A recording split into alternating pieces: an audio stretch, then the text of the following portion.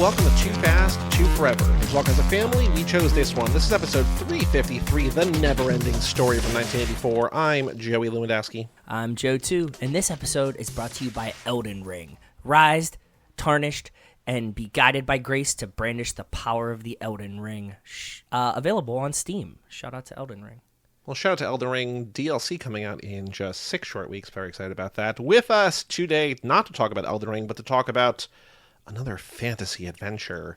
We have fan favorite Garrett Smith. Hello, Garrett. Howdy doody, guys. I don't know why I started that way. Howdy doody. Before we started recording, you're talking about nonsense you started saying. Like, it's just your brain is filled with things that you don't want to say, but you feel compelled to say. So here we are talking about this movie. Yes, you're commenting on my lack of a filter. I appreciate it. Thank you. Yeah, so I had said to both of you separately, I'd never seen this movie before. It's a movie that I feel like you probably should have seen as a kid, not as a 36-year-old man. But had either of you, let's start with Joe, had either of you seen this movie before? What is your history with The NeverEnding Story, an 80s cult classic? So I am positive I've had this on VHS, and as I was watching this movie, I remember the dragon, I remember the turtle, and nothing else from this movie. So I think I saw it when I was very, very young and then didn't revisit it since. But I know I had the VHS tape of it because I remember having that. It was essentially the first time I rewatched this movie. I also think that, like, not to cut Garrett off here, but in terms of, like, the dragon and stuff, like, I've seen that in other things, and I maybe knew in my brain and my heart that this is from this movie, but, like, I didn't know for sure. And I'm just like, is that? Oh, that is Falcor. Okay, cool. Got it. He's definitely the most iconic part of this movie. For sure. Yeah. I have some trivia. Maybe I have trivia. I don't know. We'll figure it out. But Garrett, what's your history with this movie? So I am from one of those families that would get the Disney Channel free weekends, like, every few months throughout the year. I don't know if you remember this before the Disney Channel was something that was just included in your very package. important question to you. Yes. Would your parents also unplug the cable box when the free weekend was about to expire in hopes that you would miss the signal from the cable company turning access off? I don't think my parents were that sophisticated. It no. rarely worked, but it sometimes worked. I just had the chipped cable box that just stole all the... Better than us, I know. Oh, dang, yeah. No, we just got those free weekends. And so what we would do is we would just buy a stack of blank VHSs and just all weekend long, we're just recording the free weekend, right? So I had a bunch of movies in my childhood that I rewatched a lot off of these, like, bootleg VHSs that we made in our house off of those free weekends. So, Incredible. like, I remember a lot of these movies with, like, commercial breaks where there's, like, a 1-800 number to fully subscribe to the Disney Channel. You know what I mean? Rachel always says that she only saw, like the Peter Pan live action this way, and she, like, can still remember the, like, order of commercials. So, like, I can understand this, yeah. I probably watched the same broadcast. So that's how I saw this movie. I watched this movie a lot as a kid. But the reason this movie was, like, so impactful for me, the wolf really scared me. And I think that it was actually because the wolf represented the nothing. And the concept of the nothing completely destroyed my brain when I was 7 years old or however I was when I first saw this. It freaked me out. It still freaks me out. Anytime I start thinking about, like, what happens after we die, this concept of nothing, or even if it's something that then goes on forever, which at that point is some sort of equivalent to nothing. Like, I'm already breaking apart now I'm going to cry if I talk about this any longer. You know what I mean? Like, it is a terrifying concept to me. And so I think the wolf representing that concept, every time his eyes lit up green, which is in the first, like, half hour of the movie, in the cave for the first time, I would turn it off. I think I saw the first 30 minutes of this movie 100 times before I finally braved through that first cave sequence and watched the rest of the movie. Yeah, my friend's son loves Moana but is scared of the ending or doesn't like the ending or something, so they watch the first, like, 70 minutes of Moana on repeat and then never watch the ending just to make sure that he doesn't, like, you know, get upset when you watch the end of a movie, so I get it. Yeah, I mean, this is a traumatizing movie for children. That's scary. Terrifying movie for children. It is, without a doubt, a movie directed at kids. Mm-hmm. Yes. And it is one of the most fucked up kids movies I have ever and probably will ever see. I will say, if you are a kid who is able to get past the trauma of this does feel like the ultimate, like, getting bullied or have no friends or your parent died or whatever. Like, this is like such perfect escapism. Like, you are the hero and you also part of a bigger story. And like, all, like, if you can get past the scary, this is like, you're really cool and people are going to love you. But dude, for sure. You have to get past the scary. That's why I watched it 100 times. Like, I watched it so many times without even finishing it because, like, Sebastian is a character that or Bastian, right? It's just Bastian. Is a character I really related to as a kid. I was very much like a bullied kid. I was a nonstop reader. I read all the time. I had a very vivid imagination. I, like, really related to him in this movie. And then it's also an incredible 80s fantasy movie. Like, we were inundated with movies like this, where you've got people in big, crazy costumes. You've got sets that are, like, bigger than sets they've built before or since. You've got, like, I'm excited to talk about Wolfgang Petersen, the guy that made this movie, because, like, he's a German filmmaker that basically had a huge warehouse in Munich and, like, turned it into these crazy worlds for these movies that he made. And, like, I think that stuff about this movie is still remarkable. Like, I think even watching it today, the fantasy elements of this movie are incredible looking. The and puppetry, the everything, Especially because they are not quite as successful as, like, Star Wars level effects. They're, like, that much more charming, I think. They're really fun to watch and look at. I think that we should bring back making movies inspired by hallucinogens. Like, I feel like we don't have enough of that in the world anymore. It's just, like, all CGI and, like, realist. Like, it's so much realism bullshit. Like, why can't you just make, like, a fucking insane fantasy movie for children that's also terrifying? Because it costs so much goddamn money. Yeah. Okay, and people I don't know the financials of this movie. Well, okay, so here's the background of the story. The NeverEnding Story, a troubled boy dives in... He's not really a troubled boy. That seems... Okay, sure. He has troubles, but he is not troubled. I do think that, like, the beginning of the movie is supposed to help us understand that, like, he is troubled. He's bullied, his mother just died, and his dad is not very good at providing the comfort that he needs in those moments. Fair. Yeah. But I get what Joey's saying, too. Like, he's not, like, troubled... in a sense other than that, right? Like, it's factors upon him, not like him being troubled internally outward. I feel like troubled is like he has mental illness, he has this or that. It's just like, no, this kid's sad. Like, he's just a sad boy. He's grieving. He steals an old man's book. This child is a criminal. The old man leaves it for him to take. I know. And the kid writes a note. Yeah, no. I hear what you're saying. Yeah, no. He does seem like a how do you say this? Like a pretty normal kid, right? Yeah. Like, otherwise, even for going through what he's going through, he seems to be trucking along okay. So a troubled boy dives into a wondrous fantasy world through the pages of a mysterious book, directed, as Garrett said, by Wolfgang Petersen, who did movies that, like, American audiences would know, like Troy, Air Force One, Perfect Storm. He also did Das Boot, which is one of the most well-regarded movies of all time, probably. Yeah, so he won an Academy Award for that movie. He got Best Director, I think, for that movie. I'm pretty sure. And it won another one, too, but I can't remember which one. Written by Wolfgang Petersen, Herman Weigel, and Robert Easton, based on the novel by Michael Ende. I will get to that in a second. This movie is because that's, again, Joe, another thing that we keep seeing over and over again in this lap in particular. I was going to say, is this the lap about children reading books? Based on or written by authors who fucking hate the movies. Yeah. So this movie is only the first half of the book. There is another movie called The NeverEnding Story 2, The Next Chapter, which is the second half of the book. And then there's another movie in the franchise called The NeverEnding Story 3, which has an original plot unrelated to the book that this guy wrote. They also tried to readapt it in 2009, not remake the movie, but readapt in other ways, and that fell apart. So, like, okay. But it's a thing. Did they ever come up with anything, or did they just they tried to readapt it and it fell apart? It's not like something it never came out again. Okay.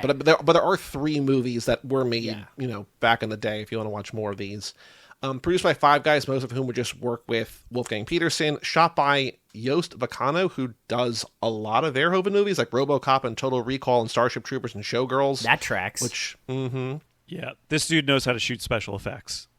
Like that's what he spent his career doing. Yes.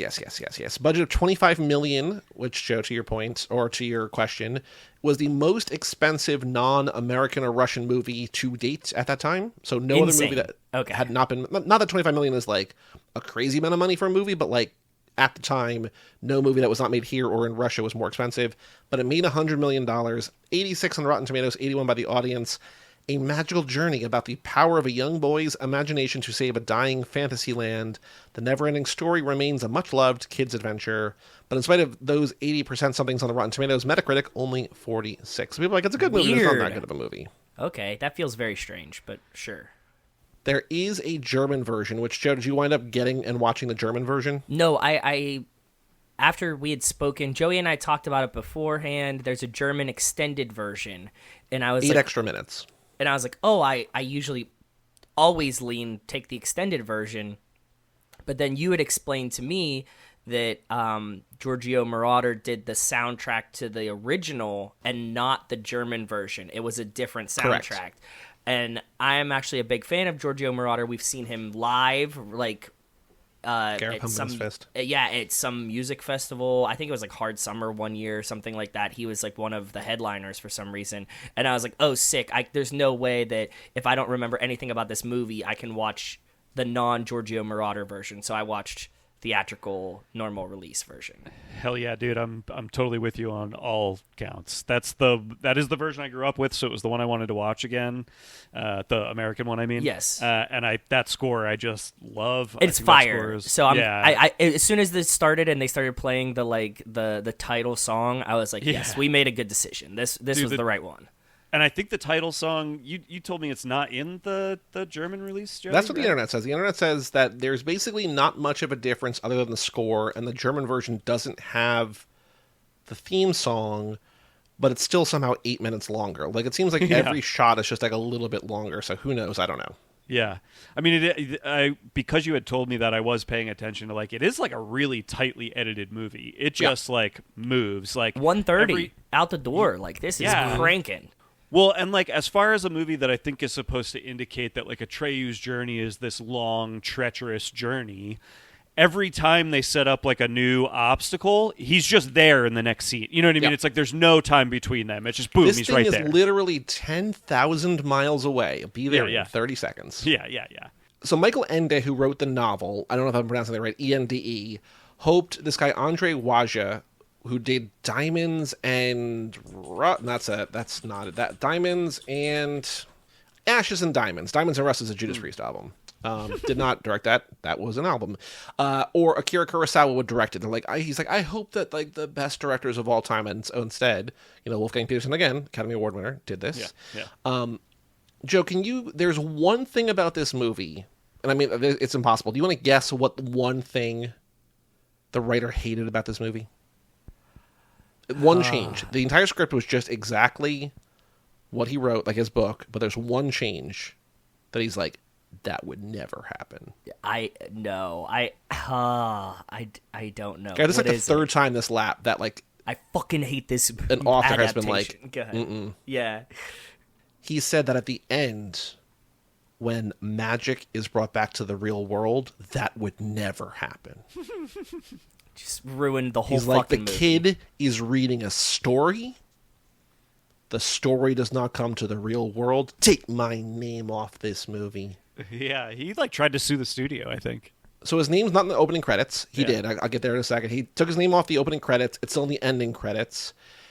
He requested either change of the film's title or wanted production stopped. The studio said no. Now? And then he was like, imagine? okay, fine, I'm going to sue you. And then he lost. Can you imagine? They've at least got like 15 million into this thing already, and he's like, "Can you just stop, please?" It's like, who are you? Yeah, no, go we're away. good. We bought this for $75. I mean, look, I feel the pain of like an artist that feels like they are not being well represented by the thing that is being made of their work. But Yeah, I don't think he was stopping a $25 million movie. No. So I think so. This is the English language debut of Wolfgang Petersen. I think a reason this sort of made its way over here was because Steven Spielberg was like a big champion of it. He helped adapt it for the American market. That he makes also sense. has the medallion, the Orin, hanging in his office. So he, loves this movie. Whatever.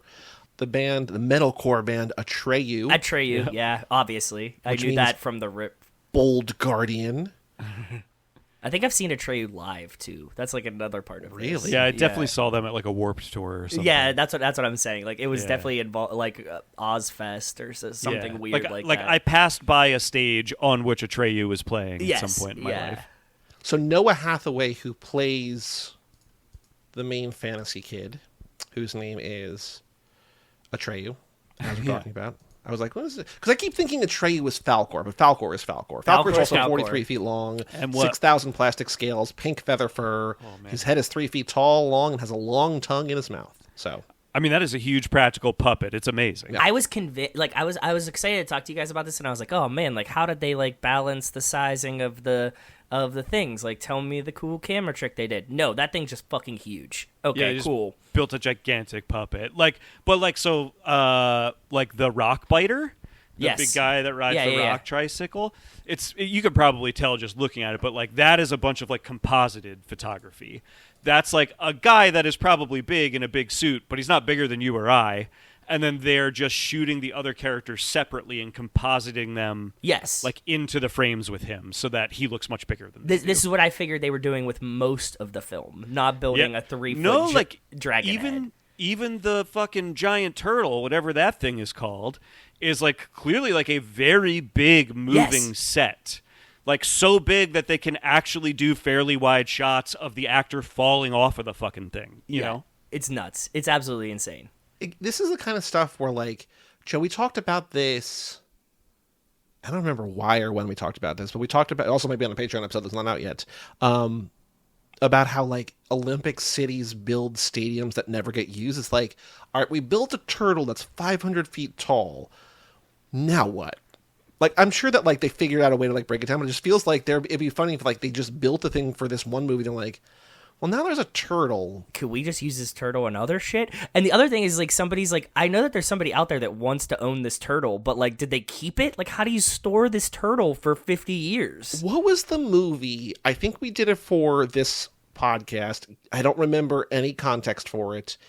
Garrett, I think it's a movie that you would have seen and loved too, but it was a movie that, like, they just had access to a thing they shouldn't have had access to. They're like, well, let's just make a movie around. Like, it just feels like it's like those kind of like Roger Corman-y, like, we're just like, well, like My Bloody Valentine is one of my favorite examples of that. That's a movie that is clearly designed around a location they could get. Like, they didn't write a movie about a mining town. They found out that they could shoot in a mine, and they were like, all right, we're designing a movie around this. Exactly. Yeah. Something. Oh, well, what movie? I know you're talking about, Joey. We definitely. They were like, we like have a train. yeah, it was something like that. We're just like, well, we're going to write a movie about a train. I don't remember. It was a movie. I think it was a train. I forget which movie it was, but it was in the planes trains. I think they were like, we have this train. It was the train tracks or something, and they were like, well, we could put a train scene in this movie. Then it felt like that. Oh, I don't know. It's gone. I'm Okay. never gonna be able to think of it. But so Noah Hathaway, who plays Atreyu, has a tattoo parlor in Los Angeles that Oh, he that's is sick. amazed. He says how many people want tattoos from this movie, especially like the medallion. But it's also like, if you're going to the tattoo shop owned and run by the guy who's the star of this movie, like, I bet there's a disproportionate amount of people getting NeverEnding Story tattoos there as opposed to literally any other tattoo shop on. I mean, I'm sure that happens everywhere, but like, if you're going to his, For sure. Yes. That's what I would do. I would get him to give me an Orin, because like that is 100%. that's a cool tattoo. That's a cool story to tell about your tattoo. The fucking kid who played Atreyu gave me this Orin, you know? Mm-hmm. It'd be like the sickest thing ever. I absolutely agree. Like, what other like artistry that overlaps enough that you're like, oh yeah, like my favorite like songwriter like also is a tattoo artist and like put their lyrics on me. You know, like the overlap is small too. You know, If Peter Weller knew how to give tattoos, I'd make him put RoboCop on me. That's what would happen. exactly. Yeah, that's what I'm saying. like it or not, I'm putting it on your body. Yeah. 3 other things about Atreyu, about Noah Hathaway. He was hurt twice while making the movie, while trying to ride a horse. The horse threw him off and then stepped on him And while shooting the drowning sequence in the Swamp of Sadness, his leg got caught on the elevator, and he was pulled underwater. He was unconscious by the time he was brought to the surface. And he also almost lost an eye while fighting the wolf Gmork. One of the claws in the giant paws poked him in the face, and the robot was so heavy he lost his breath as well when he was hit to the ground by it. They only made one shot. The robot. This says robot. That wolf is a robot? Apparently. The whole horse shit was wild too, because I was like, "That's a real horse that he's like dragging through the fucking mud." There was a rumor when people saw this movie, like, that horse died. I mean, the horse didn't die, but like there was a real rumor that like it was like the Marilyn Manson could suck his own dick rumor that like you just like everybody thought lower this. Ribs. Yeah, exactly. I did spend a lot of this rewatch wondering like this all really looks like these actors really doing these things. It does. Some of these things seem very dangerous. Yeah, no OSHA on set here. It's German filmmaking, I guess. The scene in the Swamp of Sadness when the fucking turtle's sneezing him off the tree and it happens like a dozen times. Yes, yeah. And he's getting tossed. Like, I don't know how they're doing it, but they're like throwing this child across the room. Exactly, yeah. And the only other thing is that apparently none of his lines were his dialogue. They dubbed him over. He's got a very high voice, and so all of his stuff They ADR'd them totally, just like... I felt like a lot of the movie was ADR'd, actually. I'm pretty sure like most of the costumed characters are ADR'd. Even the ones that are voiced by their own actors felt like they were ADR'd to me. Makes sense. That would make a lot of sense. If you have like giant shit, it would make sense, but... And that's all my trivia about this movie. Garrett, do you have more about Wolfgang Petersen that you found that you wanted to share? Anything else, or should we just start talking about the movie? Well, mostly just that, like, so he... Das Boot was something he made in this like big warehouse in Germany. About a submarine, right? In Munich, yeah, it's a submarine movie. That means the boat. I'm pretty sure in German. Famously parodied in The Simpsons as Das Butt. Right? Yeah, the porno in The Simpsons. And so he had this like big studio, and it's not like his studio, I don't think, but like there's this big studio there in Munich that he made that movie in. And so then that's also where he made this movie, and that's also where he made Enemy Mine, which I think is the movie he makes after this movie. Okay. Enemy Mine is a really good science fiction movie that I highly recommend. It's a very talky science fiction movie about like a human and an alien that are in the midst of a civil war. Their species hate each other, and they both crash land on like a separate planet. Basically are alone together on this other planet. And it's about them having to sort of like, overcome what their planets have told them about each other to work together to survive. It's a great movie, but the deal with that, to what Joe was asking about earlier, the deal with that movie is somebody else was making that movie. They got like 3 weeks into production and already spent like $9 million. And the studio was looking at the footage and they were like, we're spending so much money to make a movie that just looks like it takes place on Earth and has like 50s level B-movie sci-fi costumes. So they shut it down and they hired Petersen, and he took the movie over and he took a bunch of the stuff that was still sitting around from NeverEnding Story. Makes sense. To develop like an actual sort of other planet with creatures Power and stuff Rangers, like that. Like the whole Power Rangers theme that you just have this shit lying around. You're like, let's use it here. So it's a lot of repurposed stuff, and it is a great movie that does look like it takes place on another planet. So we know him best now in America for like Air Force One and A Perfect Storm and movies like that. But I think these early movies in his career are like much more interesting and show like a really promising like fantasy director, Yeah. Joe, let's kick things off with our question of the lap.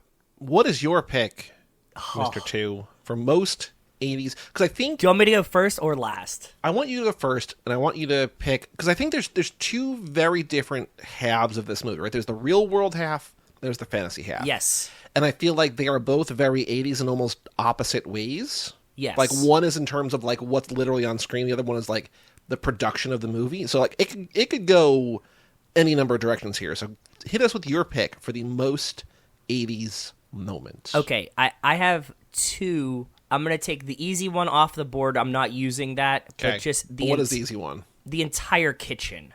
Yeah. And the beginning of the whole fucking thing. The Ziploc bags, the blending, everything about that kitchen, all the appliances, the entire kitchen. Okay. I wrote down, I love looking at 1980s bedrooms and kitchens. Like, yes. We don't see a lot of his bedroom, but like the Princess Bride bedroom, kitchen, the E.T. kitchen, just like... So I think that one should be off the board, off the rip. Sure. Yeah. Fair. My real pick is classic bullying. Throwing a child into a dumpster, that's something we don't see anymore. There's too much internet bullying. There's too much of that kind of things. I think that like wedgies, noogies, throwing a kid in a dumpster, that's my most 80s pick for this movie. My favorite part of this movie, full stop, is when they throw him in the dumpster. Like, that's not my favorite part. He gets out of the dumpster. He walks down the street, and they're still waiting for him. They're like, who said you could get out? And chase him again. Yes. I'm like, this is unprecedented levels of bullying. Classic bullying. No bullies stick around to make sure the job is done right. I'm like, this unbelievable. Yeah.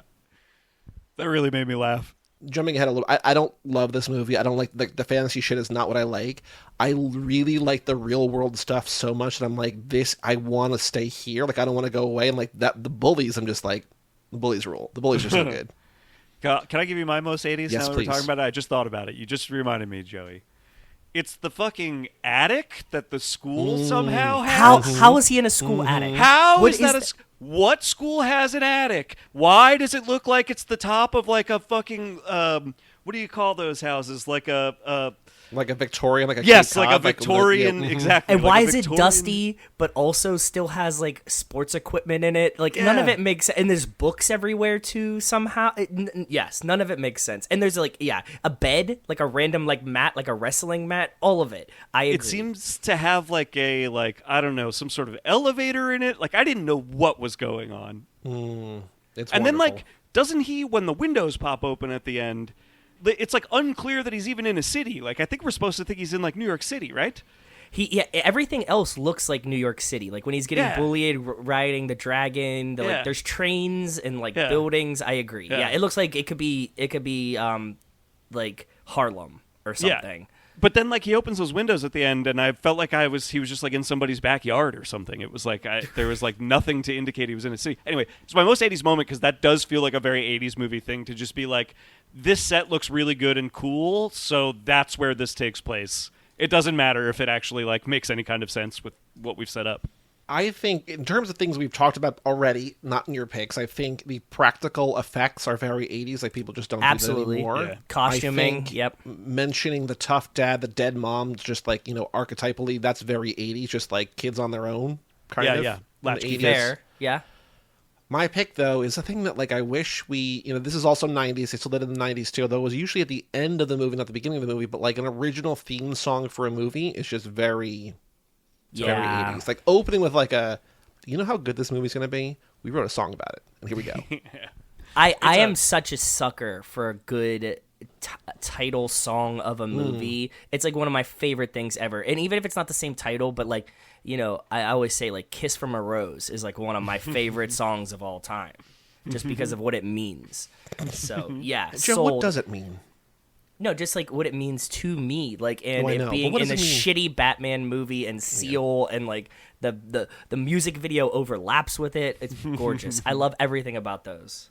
Is it Pop Star where Seal is in there and then he gets Yeah. attacked by rabid dogs or something? Yeah. Okay. Seal let them make a joke about how he got his scar, which is absolutely incredible. That's Yeah. insane. Wonderful. I mean, that guy's got it all, right? So, like, yeah. gotta have a sense of humor. All right, let's. I already revealed my hand. I did not love because the fantasy stuff, like the Legend, like movie, like Legend, or we did a Midsummer Night's Dream for 1999 the podcast, like that version, were just like white horses in woods. Not my genre. Not Really? what I'm into. I do not like. I do not enjoy. I am almost 100% with you, Joey. This is not a genre of movie that I generally have a lot of affection for. I often find them very boring. Rewatching this, though, I don't know how or why. This movie is some kind of magic. I watched it like I was 7 again. I got to see it through my 7-year-old eyes again, and I had just as good of a time. I wish that I saw when I was little. I would have. Yeah. I would have loved it. Yeah. Yeah, it's something about Bastion and how much I related to him as a kid. I was able to latch right back onto that, and I just had a blast watching this again. From that exact same standpoint, this movie gave me another child reading a book vibe, which was it took me back to Page Master, which is Master, another dude. one of my favorite movies. Never saw that either. What? Okay, Page Masters. I had to introduce Rachel to Page Master within the past couple years. It's very similar, like, kid get bullied, reads a lot, blah blah blah blah blah, book save his life type situation. So yes, I did greatly enjoy this movie for what it is. I like, but in the pieces of like the costuming and the giant shit and the realistic, like everything about that, I really enjoyed. So I did watch it through 7-year-old eyes, but not with nostalgia, and I was like sucked in like that, and I did enjoy it. Like, I admire this movie. I think the costuming is great. I think the, like, creatures that we don't spend a lot of time with, but, like, the people with, like, 1.5 faces where they have, like, 3 eyes and, like, kind of, like, a wide nose. And, like, this stuff is cool and inventive and scary. And, like, I really like all that. But then just watching, like, a kid... Like, I think the issue... I don't know. The only thing I was wishing when I was watching it this time is that Bastion and Atreyu were the same kid. Okay, so I thought that too. That was that was my big note. And I was wondering if that was, and I realized by the end why you can't do that, but I'm like, it makes all the sense in the world to have him be like a fantasy version of himself. But yes. When the conceit is he is reading a story about this other kid, and then someone else somewhere is reading a story about him, it can't be the same kid. Mm-hmm. Yeah, I get it. But although it really feels like it should be. Like, when he looked in the mirror, I was waiting for it. When I was watching it this time, I was thinking about that a lot, because you would think just from, like, a script economy standpoint even, you would just, like, it should just be him transporting himself into the story, because that is what kids do when they read stories. They put themselves into the protagonist. And that's, like, the whole thing when he meets the guy with the book. He's like, oh, yeah, right. like, but you get to come out of it. You're not a Robinson Crusoe anymore, or whatever. Right. And it's like, oh, this makes perfect sense. And then they don't do that. But I do think when I was thinking a lot about that, and I did feel like the movie, without having to, like, exposit about it, was trying to tell me that is what he's doing. Bastion is putting himself into Atreyu when he reads Atreyu, but Atreyu is still a character on the page, so when we watch him in the movie, it's the character. Does that make any kind of sense? Yeah, but they could do the same thing with, like, if it's the same actor and they just call him Atreyu. Totally, he's dressed up and he has a different haircut or whatever, right? Yeah, but, totally. Because I think that there's also, like, at the end when it reveals itself as to why that really kind of can't be the case. Yeah. I both like and am confused by the meta element where they're like, this other kid's been with us the whole time. I'm like, is that in the book? Like, how could that be in the book? Like, it's just, like, maybe it's in the book, but it also feels like that would be like I don't know. Like, I like that and I appreciate that, but it's like, this is a swing. Well, what I think is weirdest about all of that at the end, I actually like that concept a lot, even if it's a little hard to make, like, practical sense of, in, like, I don't know, like an esoteric sense. I kind of get what they're going for there. The thing that is so weird and confusing about that ending is, so she keeps saying, like, you have to give it a name. Like, if you give me a name or whatever, then, like, everything will return to normal. And it's very clear that, to me, that what's really happening there is this kid lost his mom, and so what he's putting into the story while he's reading it is that, like, his mother's name will somehow redeem this whole fantasy world, right? Yeah. You would think that means, like, that's what he has to do. He has to, like, call his mom's name out. That's what it seems like it's all building to. But then they do that thing where, like, thunder strikes over what he says, so you can't even hear what his mom's name is. You don't even hear it. So then it's not like they ever told us what his mom's name was anyway, so he could have said any name and you'd be like, I don't know, is that his mom's name? But you could at least assume that that's what it was. Because it's covered up, you don't even know what to assume. It's right. It's like, it's kind of weird. It kind of sucks the power out of that moment, I think. And then you research what it is that he says, and what he says is Moonchild. Mm-hmm. So I hope his mom's name was Moonchild. That's it. That's the thing. And then you just have to go down this path of, like, so is that his mom's name? And if it is, was his mom, like, a hippie girl? Because his dad's like she might not even be dead. Businessman, yeah. She just might be on a commune. She just might have ran away. Yeah, it's really strange that it feels so perfectly built to be his mom's name, and that feel like a sort of resolution to his whole emotional journey, and then it's just kind of nothing. It's really strange, but also awesome. That it's strange, like that. I couldn't expect it to be like it. We're trying to make sense of something that's so fantastical, and it not making sense is actually kind of fun in its own way. Well, it seems like that's why they must have covered it up with the lightning strike, right?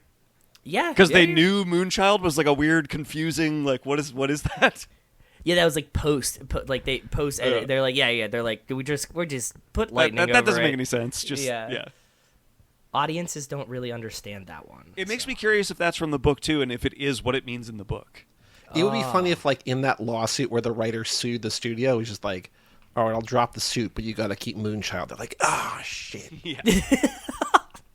Because I also think it's cool that, like, this is an actual book. Like, it feels like this is an original story. Like, I almost, like, appreciate it more that that you I could actually go don't know. buy the book, The NeverEnding Story, after watching this like movie. I kind like The Princess Bride is also that kind of thing, but like the reading from a book in a movie based on that book is kind of like cool in a meta way that I agree. I dig it. And I think it especially works here because of like the mechanisms of the story itself, right? We were saying that when we were doing The Princess Bride, that like the action, like the tactical mechanism of having like a book and a story where you could kind of just skip ahead and these things like fast forward through the kissing, for example. There, I think like that's also something I don't think we get much anymore, that I really, really enjoy. And like that vehicle for storytelling works so well in film. Like it's so perfect for especially like kids movies and fantasy movies. Like, man, I wish we had more of that. Like, you could do it with so many of these stories. It's the thing that Wes Anderson is obsessed with, right? It's like the artifice of storytelling and including that in a story that you're telling. Yes. It's just like, well, how did we lose cell phones? Goddamn cell phones. In watching this movie, like I know that this movie is referenced in Stranger Things. Like they literally have to sing the song They sing to the song, power yeah. thing. Bastion, it's like when they were like, what should Will Byers look like? They just took a picture of Bastion and like, that kid. Like, not sure. like, 100%. take this kid's hair. It's like, take this kid's everything and put him in this movie. And they're like, what should Millie Bobby Brown's 11 look like? They're like, princess. Yep. But like, twist, it's like, no, princess. It's like, okay. Yeah. Wait, is she princess? She's like Empress or something. What Empress, whatever. But yeah, like Yeah. royalty. But it's the same, it's like... They're almost cut out of this movie and put By the way, speaking of her, that little girl is fucking amazing. Her performance as the child Empress, like the reveal that the Empress is like a child, and then but she does not She's act like the a moon child. child. Yeah, it's like she doesn't act like a child. It is, man, that is quite a performance, I think. Yeah, hiding her till the end is top tier. Yeah. That she's just sick because of the. I absolutely agree. I wasn't ready for it to be a child.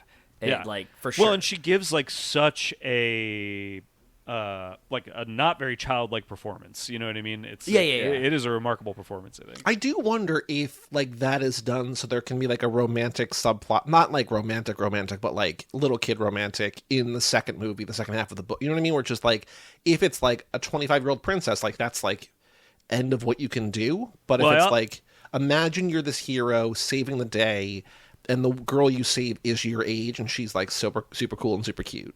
That's what I was going to say. I do think it's more meant to play into not the fantasy elements of the movie, but Bastion's fantasy that he's having, right? Yeah. It plays into that fantasy. If the Empress is around his age, that is probably more fulfilling in the fantasy. One other big sort of not meta note that I have, not really specifically about the movie, is that the voiceover, Bastion's voiceover, gave me such reminiscence or such reference to another voiceover. Joe, do you reckon this movie you love? Oh, do either of you recognize the voiceover? Like the voiceover sounds like a thing. No. What is it? I don't know what you mean. My father used to kill men for the Shogun. Oh, Like it sounds like the Shogun Assassin voiceover. Yeah. Like the kind of like gentle whispering. yes. Yeah, you're Dude, absolutely right. You sure. know that we love Lone Wolf and Cub in this house. For sure. Yeah, I forgot about that. Yeah, what is that cut called? The American one that has Shogun Assassin. Yeah, Shogun Wolf and Cub Assassin, 1 right. and 2, yeah. Yeah. Man, that is awesome. That thing rips. It's very good. Did you ever watch the Lone Wolf and Cub ones too, Garrett? Oh yeah, I have the Criterion set that has like all Okay. 5 movies, and There's then I think six, it yeah. also has that cut on it. It's 6 of them. Yeah, you're right. Man, I love that whole series. Same. Yeah, same. We covered a bunch of them for this for some reason. I don't remember why, but The Tokyo Drift Lab. oh yeah. Oh true. yeah. There you I go. will talk about it for only 2 seconds. But No, like, what I go, love please. about those movies is they really prove that the only thing a sequel actually needs to be is good at doing the things you love about the first one. Like, those movies are all the same. Every identical, sequel pretty much. is the kind of the same story, but it's just we're remixing the parts, but it's all the same parts. But every time we're doing it at the same level we did it. It's just as good. You know what I mean? It's like, instead of having to improve on or go bigger, it's like, no, just deliver on what people liked about it. Just deliver it, and you'll be fine. That works. That's a you're right. sequel. They don't like add like 40 more guys every movie. It's just like, nope, same killings, just maybe little different ways. And you're like, yep, that was still cool. Sick. That was still really cool. Yep. Anyway, no, I mean, like, I'm glad to talk about, not that I hated this movie, but like, I'd rather talk about Shogun Assassin and Lone Wolf Cub than this movie. You're right about the voiceover, though. It totally sounds like that. The books, I wish there was more about the bookstore owner, because he's like so grumpy, and this kid's like, no, I've read books. Here's 6 books I've read. And he's just like, okay. Dude, again, like, watching this movie now and being like, man, this must be why I love this movie so much. The 6 books he names are like 6 of the books I read and loved at his age, you know? I was that's awesome. I was the whole movie, I was like, man, this movie, this is my entire personality. This is who I am as a man, is all from this fucking movie. Can we talk about how the Sphinx statues have giant tits in a kid's movie? Like I said, Joe, They are everything stacked. about who I am as a man is because of this movie. Like, I was not ready for them to just be like out and then just like present for in an hour and 30 movie. Like, they're in there for a while. There are significantly more tits in this movie than in like many of the R-rated movies I was trying to watch at this age for that. That's what I'm reason, saying. right? That's exactly what I'm saying. It's like, I was like Rachel, like, those are just huge tits. And he just staring at them. And I'm like, I would be too, but like, I wasn't ready for that near the end of this movie. And like, how did they let this fly? And like, how is this a movie for kids that like, in an era that, like, you know, this was even, I think, more kind of like shunned, you know what I mean, like, or watched by parents. They're like, no, like, we can't let you see that. And it's like, nope, well, there's statue tits, so you could just look at these ones. That's where it's clear this is not an American production. Yes. Right? Like, yes, this is a movie that was made somewhere else and imported here, you know? Europe loves its tits. I guess. Let's talk about the nothing. Do we have to? Yeah. Because I think keeping it vague, calling it the nothing, having it be invisible, having the wolf sort of be like an embodiment of that. The embodiment symbol is such a great way to do this, too. That there is the nothing, it's vague, and then you have something that's tangible that's also there. I think that's the best way to have, like, this scary, big scary that you can. Garrett, I need you to talk about the nothing. I mean, I agree with Joe, and I also really love the few practical effects that they do for the nothing. There's like, I'm not sure what it is exactly, but it seems like it's probably some like, I'm guessing it's actually like underwater photography maybe of like those smoke clouds and stuff. I think the way you usually do that is like putting like a different chemical into water and watching it like spread out like that or whatever. And some of the like stuff at the end with like the broken apart landscapes that are just kind of like floating out in space or whatever. Yes. I really feel like those few practical things that they do give us of it, and then the wolf to embody the like Atreyu needs to be able to fight the nothing, you know, so like it does need this like physical, because he's like the 4 horsemen or whatever, right? He's like the announcer of the nothing, kind of like he comes to announce its presence or whatever. That is such a smart storytelling move, because then we need like 5 practical shots, and otherwise it's like this puppet, you know, and we get everything we need to get out of it. Yeah, I absolutely agree, and the nothing is deeply, deeply scary. You know what I mean? This is something that also I think about too, that you're like, what the fuck is out there? What's on the other side? Like, is there another side of it? And when he's trying to find the end of Fantasia, right? Like, where is the ending of Fantasia? What's on the other side? And then the nothing creeping in and just sucking it up. Especially when you consider like what all of that could mean. And I do think it's illustrated in a way that, like, as a kid you could kind of get it, right? Like, Bastion lost his mom. His mom is gone. where is she? Where did she go? What does it mean that she's gone? And then like the limits of Fantasia. That's like the limits of his imagination. Like, what does that mean for something significant to happen in your life when you're a kid, like losing your mom and realizing that like things are not infinite. Things do not go on forever. There is an ending. It's not never ending. There is an end. There is a boundary to, there is a limit to who I am and what I can do and what I can be. Like when you consider like what all of the implications of what the nothing are in this movie for kids, I really think it's illustrated in a way where you could kind of, I do think it could help you wrestle with some of those concepts if you're a kid that's struggling with them already, you know? Yeah, like help you put into imagery what your grief is when you can't describe it, and like these kind it's insane. The storytelling in this movie is incredible, and yeah, it's awesome. Like but the whole nothing thing scares the fucking shit out of me. And you're right. And I think that like exactly what you said, that by doing a few practical shots, it shows it so well too, which is like, you know, you're describing something that's infinitely and nothing and consuming the world, and like, and then you have like the White Tower floating, and you're like, yep, that's exactly what you would imagine, or it gives you an imagination of a point of what you could imagine. It's awesome. They did a great job. What did you think about the nothing, Joey? I think I think everything you're both saying is spot on. I also think it's a good way to sort of represent like trying to come, like say his mom died of some like disease, like trying to like figure out a way like a kid can kind of rationalize like there's nothing wrong with her, but there's something inside that I can't see. Like you know, I think not knowing why the mom or how the mom died is helpful to the movie. I think, you know, combining that with the nothing and sort of keeping it vague, like not over explaining in a way that like so many modern movies over explain stuff. I think just, you know, 100. That's a really great well. point. Yeah, so many of these movies. That's what I was saying with the fucking like everything's a Marvel movie that has to be like grounded in realism and CGI'd and explained to shit.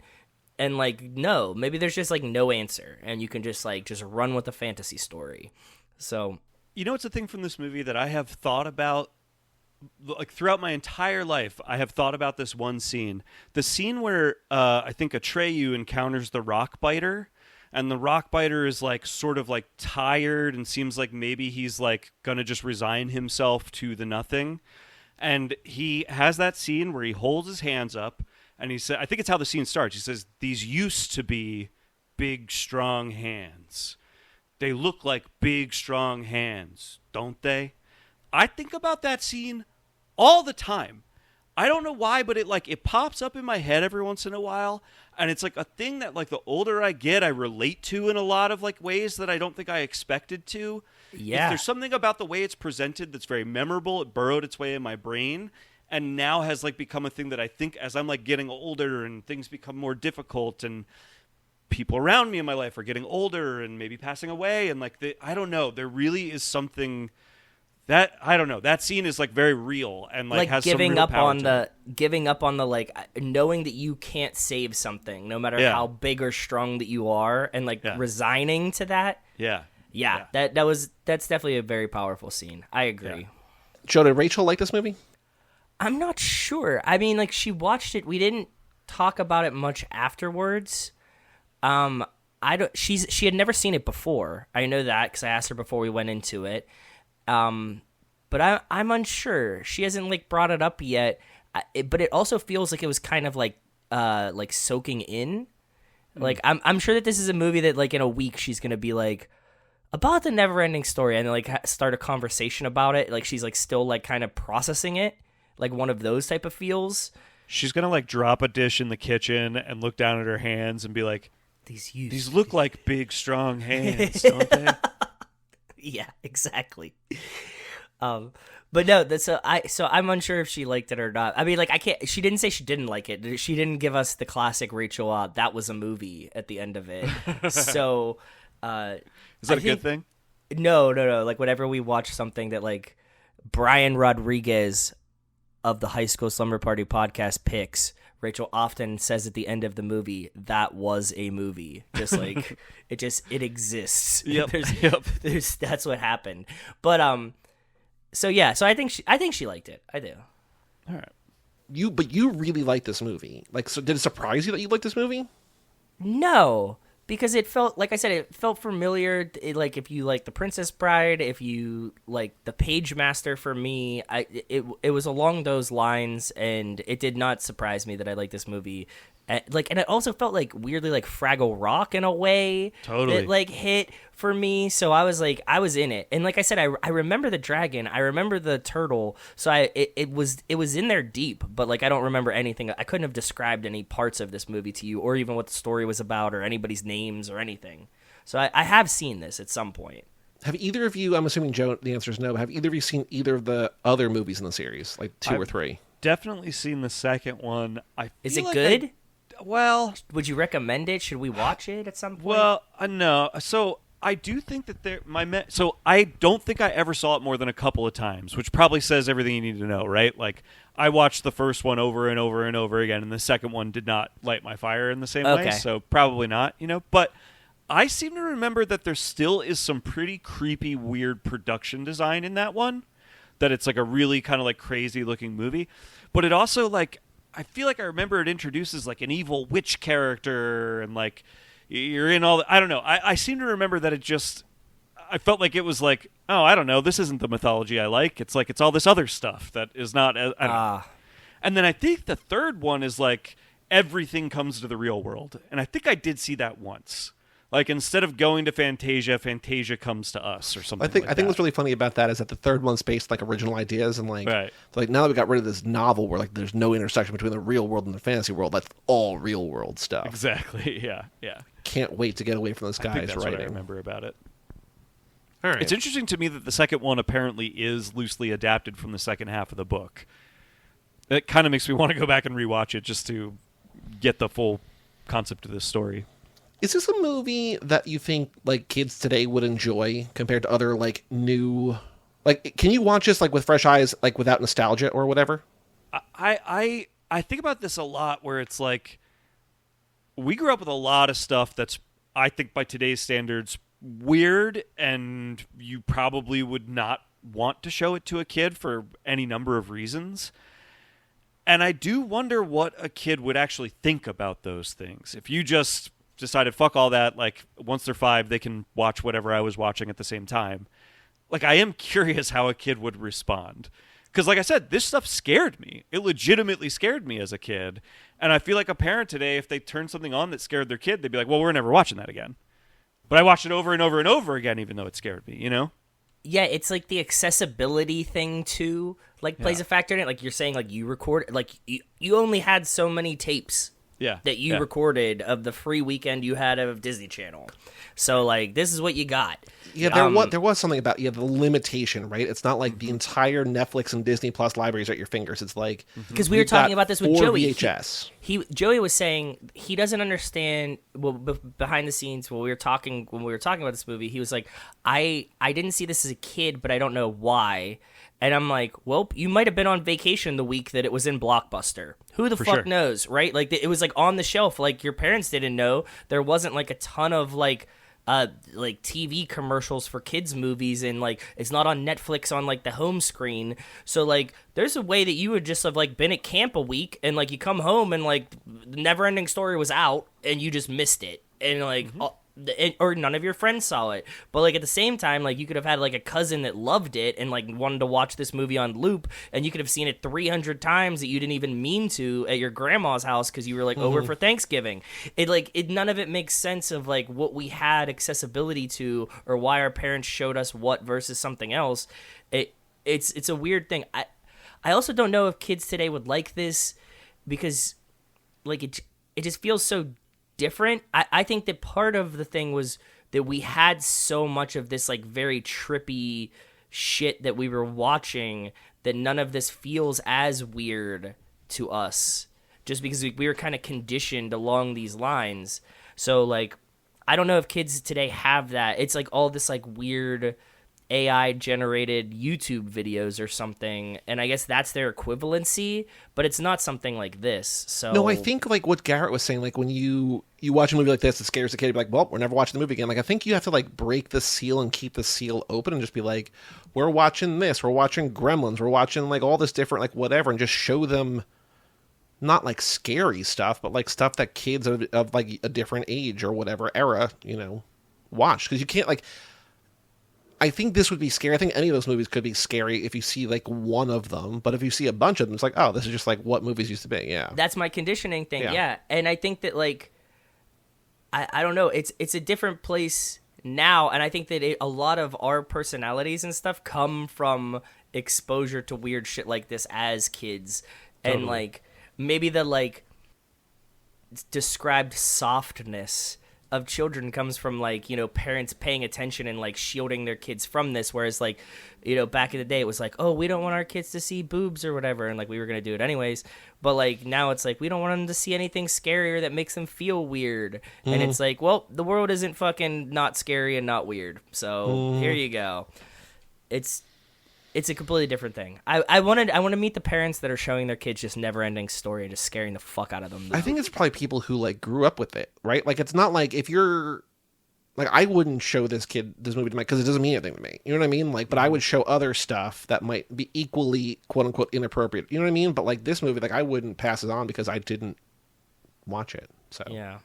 And also, like, you've seen it, but, like, it didn't stick with you. You know what I mean? So you might not be, I think unless I you're, was like, just going way through a too list young. of, like, yeah. I think I was just way too young. But yes, and to your question earlier, like, I watched this with new eyes, with no nostalgia, and I still enjoyed it.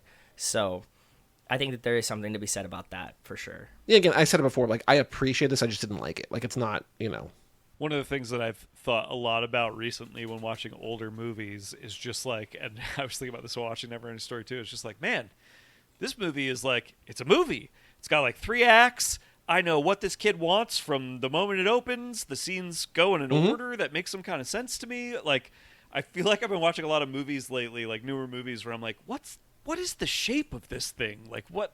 I don't know. Yeah, you have to use, like, disjointed storytelling and, like, flashback. Like, no, there's just, like, it's a direction. Yeah. I'm starting to get nostalgia for just like, yep, we wrote a 3-act story. It's an hour and a half. getting nostalgia for proper storytelling, proper filmmaking. Yeah. I absolutely agree. Oh, I actually, on that note, Joey, I just saw a thing on the Today Show the other day. It was like a poll or like some kind of study that they did that was like, what's the perfect length of time for a movie?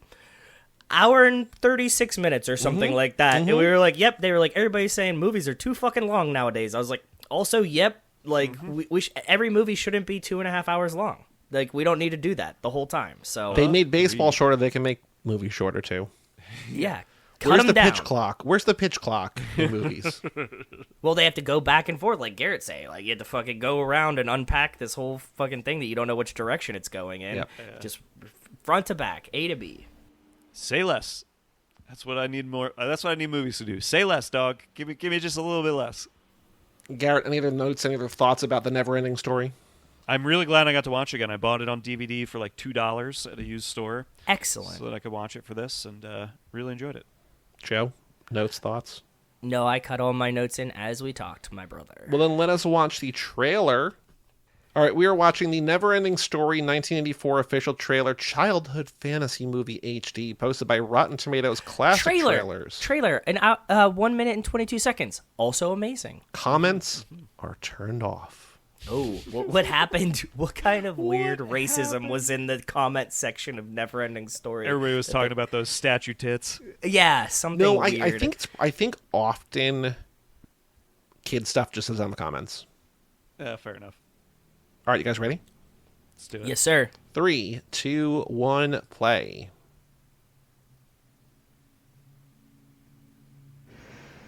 What is the secret of this enchanted book? Oh, the trailer. Title in the trailer is in German. The book in the trailer is in Yeah. German. Spell does it cast on all who read it? What is the secret of the never-ending story? Yeah, see, they overlap him in that shot. They're definitely trying to tell us that he's putting himself into that character. Yeah, I think but so. still. But Oh, we didn't talk still. about the speedy snail, the racing Oh, yeah, snail. he's awesome. I like the big turtle sneezing. I like that. Yep. enter a world It's so cool looking. It looks so sick. Like these big creepy heads, I love those. Yeah. Artax. And a good and kind gnome. Like I don't even see any more like elves or whatever in movies. Treacherous and dazzling. The use of crystals is great too. Free. For anyone who's ever made a wish, believed in a fantasy, or had a dream, this is... If you saw a big ass thing like Falcor and it winked at you, would you be terrified? Because I think it'd be really scary. Yeah, I think I'd be pretty scared. I actually had that thought while watching it this time. I was like, that's actually kind of creepy. You know? I'd be pretty terrified. All right, let's play the I letter. also like, wait, one more thing. I also like that they're like, okay, you have wishes, and he's like, boom, boom, boom. The movie's over. Well, also, like, unlike other movies where it's like you get 3 wishes, this is just like, the more wishes you make, the better shit gets. It's just like, hold on, what? That's not wish rules. Wish rolls is always 3. I agree. This is just like, no, more wishes, better. Yeah. Okay. Gotta keep imagining. Gotta keep that imagination alive. All right, Letterboxd game, for reference sake, Mad Max Fury Road, 1.9 million people. The NeverEnding Story from 1984, directed by Wolfgang Peterson, starring Noah Hathaway, Barrett Oliver, and Tammy Stronach. Don't know if, whatever. Has been seen by how many people? Kick us off, Joe. I never know where to start. You give me a good barometer. I'm going to go 350,000. All right, I was thinking 400, so I'll just go 400. You're both in the ballpark, but you're both too high. Another guess. 263. I was going to say 275. 276. 276, 753. It rounds up to 277. But Garrett, second guess right there. I had a pretty good first guess, I think. You did. I You were in set the a good ballpark. bar. Mm-hmm. Yes, you did. Sure. Yeah. You did. I mean, great. these are just fucking imaginary numbers, dude. I get it. Out of those, average rating of a 3.5, most common a 4, then a 3, then a 3.5, then a 5. How many people have this in their top 4 favorite films of all time? It's going to be a ton. I have a feeling it's going to be a whole You buttload. think so? I know It's a that people buttload. are nostalgic for this movie, but do you think they're like, yeah, it's so much my personality, it's in my top 4? Yeah, I think this is up there with, like... Garrett, you literally said this episode, this movie This is my kid was personality. me. Yeah. Yeah, and it's not on my top 4. That's what I'm saying. I'm just saying there has to be, like, a whole bunch of Nightmare Before Christmas girls that also have this in their top 4. Okay. It's a very That's specific my kind of girl. factoring. That's my factoring. I think that's into just it. called a mom now, right? Those girls are just moms now? They definitely would be in the MILF category on Pornhub. Yeah. Oh, they're 22? Yeah, sorry. I think 25. 25. 25 people. Okay. No. I think it has to be like at least 450 is You're my both- first guess. Too low. Okay. 1,200. No, show me 750. You're both too low. One more guess. No It's a way. buttload. It's a fucking buttload. You threw me off with the first one. Why do so many MILFs like this movie? 5,000 people have this in the top 4. 3,000. 1,700. Jesus. That's a ton of people. See, I told you that's a That is way buttload more of than I thought it people. would be. It's a buttload of people. It's a Das Bootload. Yes.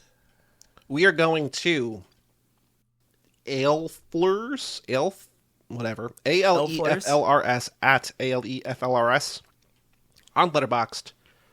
Nothing will ever feel like the first time I watched this movie. 5 stars. I can't understand if they're talking about the first time they watched this as a child or they saw this as an adult for the first time. I'm unsure, but okay.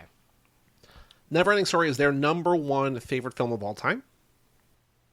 This was hard because, like, I looked at a bunch, and a lot of people, it was weird. Either they did, like, kids' movies or, like, German movies. Like, it was hard to find, like, any with 4 that were, like, gettable. But these are all 3 movies that are major American motion pictures. Except for the third one, Joe. This is like we did an episode about a month ago. Actually, a month ago exactly today. and we saw weird like AI generated things that like this movie wasn't real. And like it was supposedly a remake of a movie that you and I both really liked that we did a podcast about. And we didn't know what this was about. Do you have any idea what I'm talking about? No. This joke is falling so flat. It's a remake of a kids movie that most people hate. That was also recently, another movie in the franchise was recently made. Oh, Charlie and the Chocolate Factory. Yeah, some AI generated bullshit. Okay, so they like that version of Charlie and the Chocolate Factory. Yeah. Johnny Depp movie. Mm-hmm. Okay, that's the one you mean. Yeah. Okay. Okay. Number Interesting top four so far. This is definitively a MILF, by the way, if those are both in their top 4. Number 4 is, I would say, one of the most important high school comedies of all time, but it came out in the 2000s. Mean Girls. I was going to say, did they just make a musical of this? Nope. There's only one in the series. Although I will say, this is not going to help. Girls 2. This is not going to help. Is it Easy A? No, but you're so close to a thing from this movie. Superbad? Mm-hmm. Oh, that's Emma Stone and Superbad, and my hint was gonna be the main actress in this movie. Apparently Emma Stone wants to be called Emily Stone. Yeah, or like she's like, I would love just to be, saw this. I would love if people could call me by my real name. It's like, no, like you've won 2 Oscars. You're Emma Stone. Sorry. Who just did it and who was like, congrats, Emily? Somebody just, it wasn't Pedro Pascal, but it was somebody like this. I forget who. That they were just, I saw the news only because some male actor. It's probably Gosling. No, it wasn't. It was somebody older than that. That's what I was. I know that like Tandy Newton like was like, I don't want to be called Tandy. I want to be Tandy. Like she like reclaimed her like actual pronunciation, but that's not. I don't know who. I don't know. That's how I saw the news, because somebody posted on Instagram like, congratulations, Emily, and everybody was like, what? Like I'm not trying to like dead name Emma Stone here, but like I don't know. Yeah. All right, number 2. What does the star on the Hollywood Walk of Fame say? That's what I want to know. Does she have a star? She probably does. Do you know you have to pay for those? Makes sense. They don't just give you that. Like, you have to pay for that. But, like, usually, like, if she's making La La Land, like, Universal would pay. Makes sense. Because, like, it's a promotional thing. But, like, yeah, those shit's own free. They're not just, like, giving those out for your health. Damn. Okay. Number 2 is a movie that came out in the 2010s by an all-time great director. And this is a wild left turn of a movie for this guy. Maybe, possibly, his only ever kids movie. Is it Hugo? It's Hugo. Oh, yeah. wow, Garrett. Thank you, brother. Martin Jesus. Scorsese's like, what if I only did gangster movies than a movie about a boy who loves clocks? I gotta say, now that we've revealed the full top 4, I am confused. That is 3 movies that I sort of understand being collected together, and Superbad. What's happening? NeverEnding Story, Hugo, Charlie and the Chocolate Factory, and Superbad. Like 3 of those, I can kind of go like, yeah, there's something going on there that I can link them all together. I don't know. What also doesn't help is that ALEFLRS has reviewed Hugo, saying this is pure cinema, has reviewed Charlie and the Chocolate Factory, saying there's nothing like this movie, watched it 1,000 times, I can't get enough. Okay. Did not review Superbad. No idea why they chose Superbad. Just a mystery. Damn. Oh, amazing. Yeah. Or we're way off, Garrett, and that's just like a small child. It's an incel, actually. Now that we've got the full scope, I actually think I was mistaken, and this is somebody in their basement that's very angry at the world. Okay. Very possible. Yeah. Quite possibly. Speaking of incels, Garrett, thank you so much for joining us. No. It was right there. Oh, no. I didn't mean it, but thank you so much for joining us tonight. It was a pleasure to talk about this movie with you. What do you got going on? Dying to dethrone me from my fan fave It's title. impossible. It's impossible to do. So. What do you got going on? Where can people find you? Is there anything that you have written or recorded lately that you want people to find, or just socials, or what do you got? I'm nowhere anymore. You can find me on Letterboxd at Philadelphia. I still review everything I watch there, and that's pretty much the only place I exist on the internet these days, more or less. Cool. Very, very cool. Did you go into election year hiding like I have? Kind of. More just, yeah, kind of, yeah.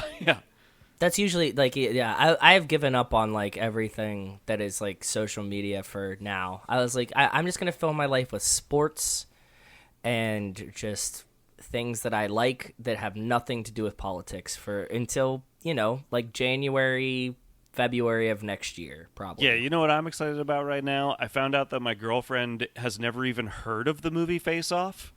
I was like, you don't know what this is? And she was like, no. I was like, you don't know the premise? And she was like, no. I was like, you don't know who's in it? And she was like, no. And I was like, all right, don't look it up. I'm not saying another word. We're watching this together. So I got a date night planned. About to have the greatest viewing experience of my entire life. A person that doesn't know John Travolta and Nick Cage are about to fucking swap faces. What if she hates it? I mean, that would be a fair assessment, and I will just still get to cackle at her being like, what the fuck did you just put me through? Okay. I will say, back on NeverEnding Story for 1 second, Ariel Gardner from Racer Trash, his review, the fuck is this? Eyes Wide Shut for kids? Yeah, that's pretty good. Well played. Yeah, there you go.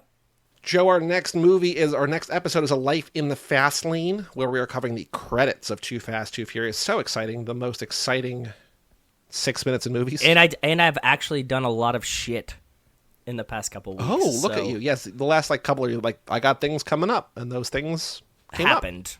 Yeah. Done. I also want to give a shout out to Josh and Michael for sponsoring this entire lap, for picking this movie for us to watch. Even though I didn't love it, I'm glad that I finally saw it, because I never would have chosen to watch this on my own. So thank you both for this. And also thank you to Cassie Wilson, Nick Burris, Alex Ellen, and Justin Kleiman, and Brian Rodriguez of High School Slumber Party.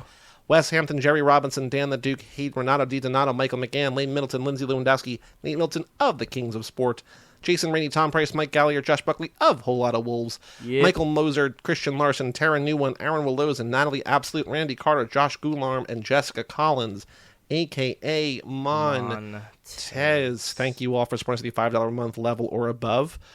If you're a fan of other podcasts, keep your eye on the Boyfriend Material feed, because our boy Gosling has a new movie coming out soon. He does. So we will be doing that in the near future. But the next episode for everyone, main feed or Patreon, is Life in the Fast Lane. So get in those emails to family@cageclub.me.